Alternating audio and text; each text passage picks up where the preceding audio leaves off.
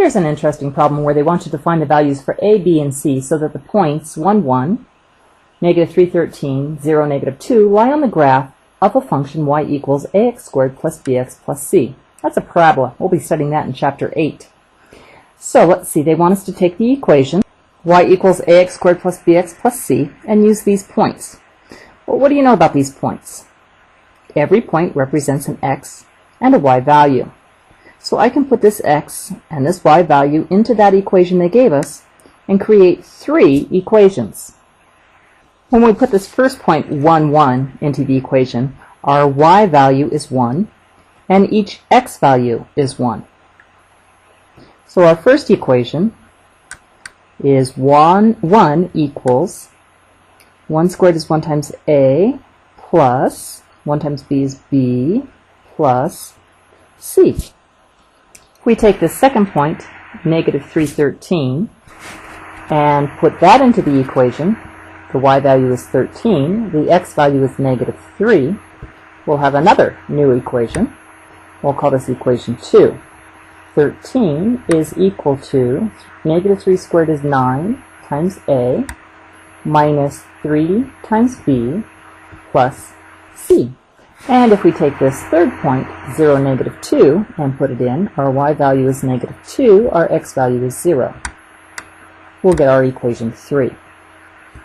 Negative 2 is equal to 0 squared is 0 times a is still 0, b times 0 is 0, and c.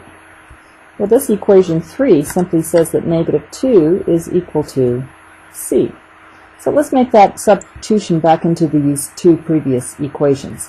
Let's put in our negative 2 in both of those. So our equation 1 would be 1 plus a plus b minus 2. Let's clean that up a little bit more. Equation 1, if we bring that 2 to the other side, is 3 equals a plus b. For equation 2, 13 equals 9a minus 3b minus 2. Let's bring that 2 over. That'll be 15 is equal to 9a minus 3b.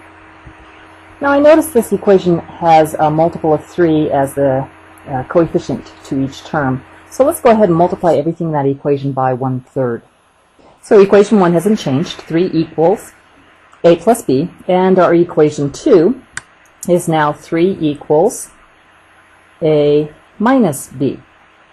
So if we add those 2 equations together, we get 6 equals 2a. And a equals 3. Let's go back and find out what b is.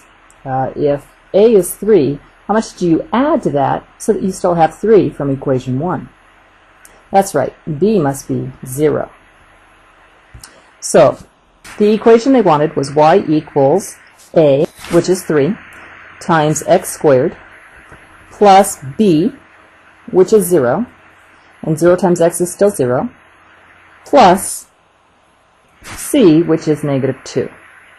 So this equation, y equals 3x squared plus negative 2, is our function we were looking for. It just happened that our b was 0.